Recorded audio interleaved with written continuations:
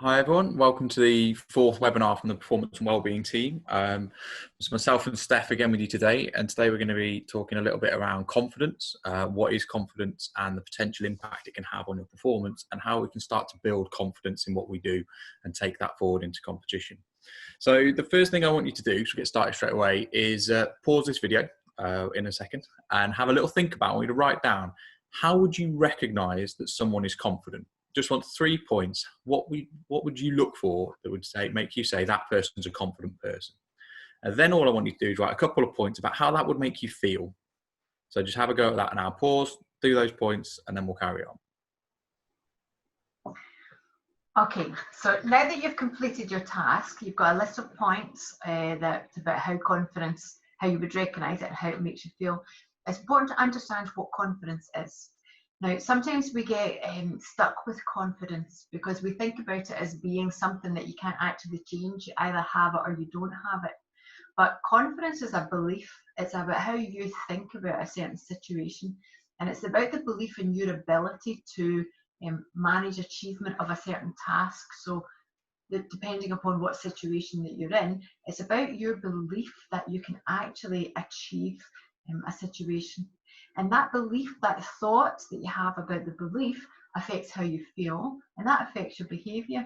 And often when we look back at what we think makes us feel confident or what affects other people's confidence, it's that the thought process that affects your feelings that affects your behaviour. And that's why you may come across as confident or not confident. And you might see athletes preparing and you see them kind of strutting around. Usain Bolt is a kind of common example that's used for confidence. He struts about the stadium track, you know, kind of putting other athletes off sometimes because he appears so confident. But confidence is an important skill. And when we look at confidence, the reason why it's important is because it affects your performance. Now, it's not a direct association, but it affects your performance in some way. And it's because of the choices that you make when you don't feel particularly confident. So when we look at this spiral on the screen here, I want you to start at poor performance. Now, if you are in a situation where you feel that you are quite low in confidence, or you're not feeling that you have the ability to meet the task that you've set yourself or the situation that you're in, when you have poor performance, what tends to happen is that leads straight into negative self-talk. So you talk to yourself and you say things like, you know, I'm not good enough. That was a terrible performance. Why do you even think you can be here in this situation? This negative self-talk tends to mean that when you're thinking about the situation or the performance that you've just done, you tend to recall previous failures. Rather than think about successes, we tend to think much more about, oh, the last time I did this, I couldn't do it either. I was rubbish at that situation. And then if you do manage to move yourself onto success, you tend to attribute that success to not your ability, but to other factors. Say, oh, I was really lucky in that situation. You know, I performed well in the finals. I was just lucky I had a good day, or the other competitors didn't perform well. Now, this negative self-talk tends to lead into avoiding failure. And when we start to look at avoiding failure, we start putting ourselves into situations where we can experience failure, which means we can't grow necessarily. And one of the key things about that is when we get feedback from someone, if we're in negative self-talk, we take that feedback as criticism. And we've all done it. We've all had a bad day. We've all had a bad training session, whatever it might be. And our training manager's giving us some feedback on that session. And we take it really personally. And we take it as, I'm not good enough to do this. And that's where having low self-confidence, you interpret that feedback as criticism. And what's key, and what we'll come on to in a little bit, is flipping that message and internalizing that as feedback. It's an opportunity for you to grow. It's an opportunity for you to go identify what you need to do and move forward to improve it, as opposed to it just being, I'm not good enough at the moment. And this kind of identity that you avoid failure, it means that you tend to set yourself tasks that are much easier. You tend to avoid things that you think would make you grow and make you challenge. So you tend to choose things that you know you can do really well. And it's quite interesting, as humans, we tend to either pick things which are so huge that we have absolutely no chance of doing anything well at, or something that's really easy to try to protect our ego to make us feel as though we can manage it. But when you're in this situation, when you've had a poor performance, and that leads to the negative self-talk, and this kind of leads to you avoiding failure, what tends to happen is we increase our levels of anxiety. And this increased level of anxiety shows in how the things we pay attention to. So when we have, excuse me, when we have, sorry, my dog came in. When we tend to have this increased level of anxiety, we tend to not be able to pay attention to the things that are important. We have a thing called attentional narrowing, and that's when we lose our ability to focus on what is important. With the increased anxiety, when you're going into a poor performance, this also influences how you feel about that situation. So you might feel a bit of depression, a bit of low mood around that situation, because you think, oh, why bother? Why should I even try? You know, I'm not going to be able to do it. And when you feel in this situation, that leads to poor performance. Now, if you look at low self-confidence and poor performance, they can have a reciprocal relationship. And that just means they influence each other. So low self-confidence will influence this poor performance. But when you have a poor performance, how you interact and the choices that you make will affect your low self-confidence. Now, on the opposite side, when you have a higher level of self-confidence, so you have a higher belief in your ability to actually perform at the level that you're performing at, it's a little bit different. So you tend to focus much more on whether the performance is good or bad. You tend to focus much more on the success that you've had. And if you have had a poor performance, you tend to be able to analyse it a bit more realistically. You don't get stuck into the, I should always be able to do that, I can't do that, I've never been good enough. You tend to be a bit more realistic and say, okay, so I had a bad day, and we all have bad days, we all have bad training sessions at some point. But when you have a higher level of self-confidence, we tend to have a bit more realistic self-talk. We tend to speak a bit more nicely to ourselves. And this kind of leads to the tasks that we take on board. Okay. And that's key. And it's about taking, I keep coming back to this opportunity to grow. If we focus on easy tasks and we avoid that failure, the last thing we want is your first experience of failure to be if you get to an international competition and you come across a task that's challenging, because let's face it, they wouldn't be international tasks if they weren't challenging. And if you've not exposed yourself to failure previously and started to build this skill of your own confidence to allow you to handle that upsetting and, you know, challenging feeling, then it means that you haven't got the time to learn it at competition. We want to have experienced that previously. So if we open ourselves up to failure and learn from it, we have the opportunity to move forwards. That leads to feeling more confident and feeling more in control about your situation. So when you choose challenging tasks, you feel this kind of enhanced confidence and this enhanced feeling of control. And again, that leads to different levels of focus and attention. You tend to have that improved positive mood. And that can lead to high self-confidence or feeling better about your ability to perform in that situation. Now, we've kind of painted it as black and white, low self-confidence and high self-confidence, but there are a whole range of grey in between that. And self-confidence is not just a thing that is stable, not all the time. Often we call it the confidence roller coaster because a variety of different situations happen in different environments and different feedback and interactions happen that affect how we feel about a task. So the specific situation that you're in will influence your confidence as well. And that leads us on to one of the key things that we see quite often at competition, something that's known as imposter syndrome. And you might have all experienced this at some point. It might have been at a boot camp or at a competition level or wherever it may be, where you just get that feeling that you ask yourself, why am I here? Like, why is it I'm here? Why am I in the same room? Why am I on the same start line as these other people around me? And that's key. That happens to everyone. And it can be quite daunting. So we put this lovely smiling picture of me up here just to point out that I've suffered imposter syndrome massively. So a few years back, decided to take on an Ironman triathlon. For those of you who know me, I'm a terrible runner, average cyclist, all right swimmer.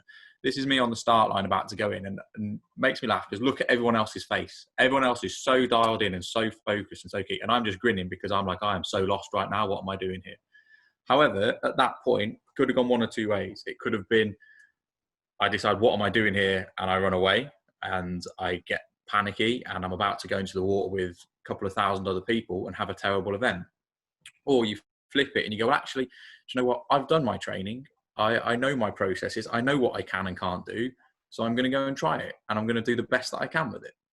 And that's key to overcoming imposter syndrome, is actually looking back and going, how have I got to the point where I am? Why is it you're sat in the room at a boot camp surrounded by everybody else?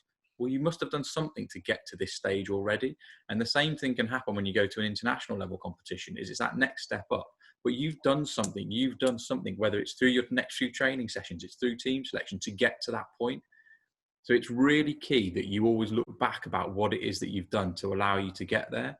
And one of the best ways to do that is to keep a training diary, and you can use that then as a bit of a filter to say, well, okay, what have I done? How have I made myself get to this point? And we've spoken previously about goal setting. And goal setting is massive in overcoming imposter syndrome. So if you set yourself those goals so you can move forward, then you can help alleviate that imposter syndrome aspect. And as Greg said, confidence is a skill. Confidence is about your ability to try to believe that you are there to meet the task. Now, it's important, as we've said, but how do we develop it? So these are some of the factors that the research shows that we can use to try to enhance our ability to feel confident in a particular situation. So the first one is about your negative self-talk. Now, we tend to find that we say things to ourselves that we would never say to another person. We tend to be quite critical to ourselves. And in some cases, we don't even realise that we are being so negative to ourselves when we talk to ourselves in our heads. We had a situation with a golfer a while back, and the golfer was quite adamant that she never used negative self-talk, but her body language was kind of giving away that she was using it in her head after a missed shot. So we asked her to put a bunch of paper clips in one pocket as she went through a round of golf. And every time she said something to herself that was not a positive comment, that was negative about her performance, we asked her to move one paperclip to the other side, to the other pocket on her trousers as she went through 18 holes of golf. Now, we stopped at 9 holes because she had transferred all the paperclips from one pocket to the other side. And that allowed her to see, oh, actually, I'm quite negative when I make a mistake or a bad performance. And the negative self-talk, that allowed us to start to say, okay, so what situation are you in when you see these types of things? How does that make you feel? How does that change your performance? So it allowed us to have an idea of, so what can we do when this negative self-talk starts? And how can we change this spiral? Now, anybody who's been in any challenging situation, so like a skills competition, sometimes skills training, we tend to have periods where we stop and analyse what we've done. And often that's where negative self-talk comes in, and that influences our mood and our anxiety, and that can influence our performance. So this is one way of us trying to understand what we say to ourselves and how we can use that to try to change it around, switch it around, and perhaps even make it more realistic. Other aspects are to think about your success. And this comes back to imagery, as Greg mentioned. So you might want to use your imagery techniques that you've learned in the last huddle and the webinar from Elliot to think about, how can I pull this imagery together? So imagine your last success. Think about how it felt. Add the environment onto it. Add physical sensations and play around with the timing of it. But use this success, something that you feel that you competed in. I mean, it can be anything, actually, any environment that you're in, something that you were successful at, that you had to work at. But use that for your imagery scripts. Keep that something that you go back to time and time again. And one other factor about failure, just before I hand over to Greg, we tend to be quite scared of failure. But understanding what the consequences are of your failure can tend to help us in terms of how we go about managing failure. Because if you fail at a task, failure, as Greg said, is a useful skill to be able to manage. But if you fail at a task, we need to think about what the consequences are. Are the consequences life-changing? Are they catastrophic? I think in most cases you'll find that they're not. They might be emotional and it might feel terrible and it might rock how you want to rock your confidence, and it affects how you want to go into the next couple of situations. But failure is a way to grow, and you need to think about what the consequences are. What can you learn from failure? Because if you aren't scared of failing, if you aren't scared of making a mistake, then you tend to focus less on that aspect and focus more on the challenge. And that's exactly what we've said. We've got to expose ourselves to that opportunity to fail in order to grow with things. And that's where we build our confidence from, in that situational aspect. So setting goals in your training and at competition and achieving those goals gives us a step-by-step process to building confidence. We've thrown up a quote from Michael Jordan for those who've been watching The Last Dance on Netflix. If you haven't seen it, go and watch it. You know, you want to talk about confidence, and here's a guy who's the greatest of all time. But just look at that. 26 times he's been trusted to make a game-winning shot and he's missed. However, nobody remembers those misses because of all the game-winning shots that he's made.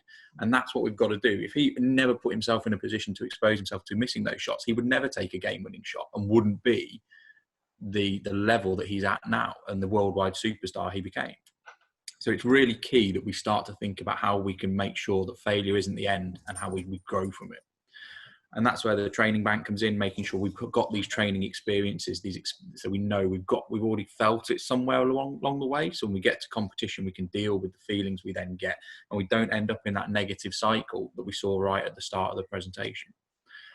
And then obviously, like we said, confidence is a skill. And one of the best ways to develop a skill is to do it. You all do it with your skills. Why not try it with confidence? So actively choosing to act confident in situations does have a big impact on our levels of confidence. It sounds obvious, but it's something we don't always do. So one of the things we'd like to suggest you do is start trying to build that confidence in and trying out acting in a confident way. And if it was as easy as that, we'd all be the most confident person in the world, and there'd be no need for me and Steph to be sat here doing this presentation right now. So one of the things we can do is fake it until we make it. And there's been some really interesting studies into the impacts that confidence and stress has on our body, but also the impact that our body has on confidence and stress. And it's all linked to hormonal release around cortisol and testosterone and, you know, the fight or flight response we have as humans. And most of you will have heard of that at some point, and it's how we respond to a stressful situation. So right back at the start of this, we asked you to write down 3 ways that you would recognize someone being confident. And I imagine that some of you will have written something about someone's body position and how they carry themselves. So if we're thinking of a confident person, they're normally quite upright, they're quite open, they're filling a space, you know, they're not a shy, retiring, hunched over, arms crossed, looking a little bit fearful sort of position. And that's driven in both ways. That's driven by our levels of confidence. If we're confident, we tend to adopt what is known as a power pose, where we open up our body and we present ourselves. If we've got low confidence, we tend to protect ourselves a little bit. And that's because if we've got low confidence, we're probably in a stressful situation, and therefore we're pumping loads of cortisol, so a stress hormone, into our body. And our body's response to that is to shut itself off and protect ourselves. It flips both ways. If I'm sat in this hunched up position, my body naturally then produces more cortisol. So I start to feel a little bit more anxious by putting myself in that position. However, if I'm in an open, strong power position, I would produce less cortisol and more testosterone through my body, and actually can project confidence through that. So it's something I'd like you to think about next time you're training or you're competing, is actually how is your body position driving your feelings, as opposed to your feelings driving your body position. If I'm hunched over the entire time and I'm shutting myself off, I'm putting myself into that cycle subconsciously anyway, as opposed to actively being in a powerful position. And the same goes right at the start of competition, before you go on stand. If you just sit there, earphones in, head down, completely tucked up, you're putting yourself in a disadvantage already. If you're a bit more upright and you're carrying yourself well and your shoulders are back and your chest is up, Okay, I'm not meaning you need to stand before you go on to every bit of your competition and give me a big bit of this and a big, cheer into the crowd. What I'm looking for is for you to just hold yourself in a confident way to set yourself up in the best way to get onto the stand. And some of the studies show that actually by actively doing that, by holding this power pose before you go into a situation, over time, actively increases your levels of confidence. So it's something to have a think about when we do that. And the last thing I want you to know in this webinar about confidence is that it's not that although we want to build confidence for you to feel that you can perform and challenge yourself and take feedback, it's about finding your own individual level. So there is some suggestion that confidence and performance, there's an inverted U-shaped relationship. And what that means is when you have low levels of confidence, when you're kind of underconfident, we tend to perform less well. You kind of increase as your confidence increases. But when you get to a point where you're overconfident, so overconfident, I mean that you think you can achieve anything. You're not basing it on your previous training or your previous preparation. It's when you're trying excessively or you're trying too hard to be confident, to be in that environment, and you think you can manage everything. That tends to be when performance drops off catastrophically.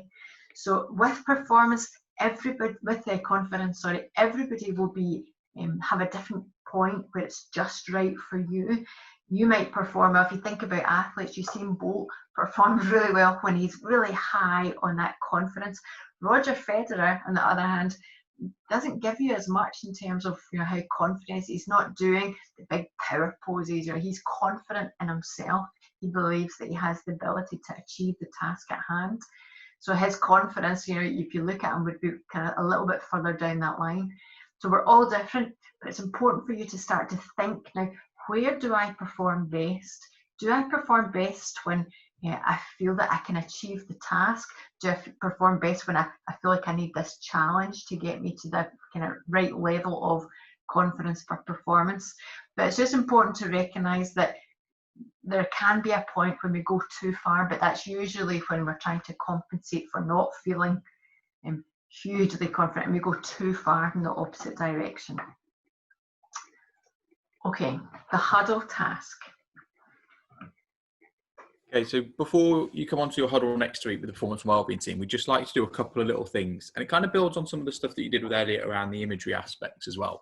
So we want you to pick a time, situation. It doesn't need to be in competition. It doesn't even need to be associated to your skill, but it's a time when you have felt a high level of confidence in yourself of what you were doing. And what we want you to do is really drill down into it and analyze that situation and try and pick out, well, what was it about that situation that allowed you to feel confident in what you were doing? Was it the task you were doing? Was it the environment you were in? Who was around you?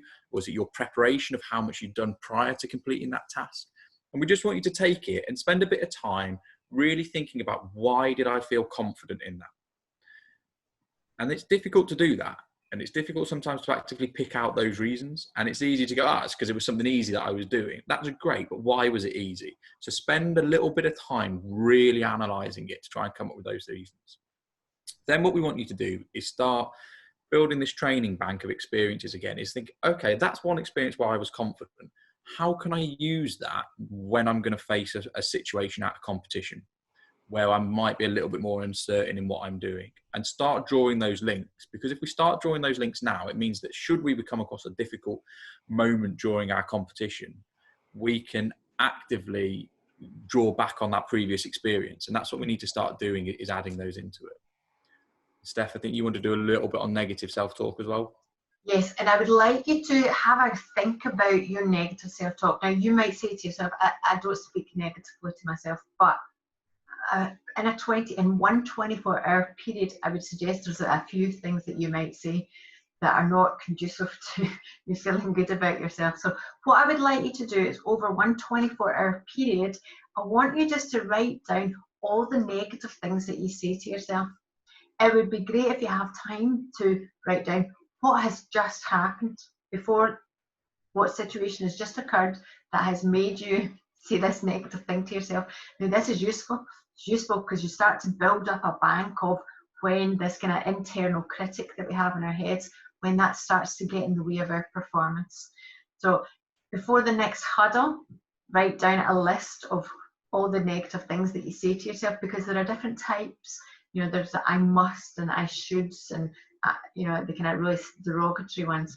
So have a think about the negative things you say, list them down, and when we go to the huddle, your performance coaches will be there to talk about the different types of self-talk, and then how confidence has affected you or can influence your performance. Okay, guys, so I just want to say thank you for taking part and listening to this webinar. There's one last thing we want to leave you with, and it's kind of a bit of a paradox when it comes to confidence. And if we're going to build confidence, we have to be able to talk about our levels of confidence. And if you have low self-confidence, it can be really difficult to do that and put yourself out there and say, actually, I need to work on my confidence.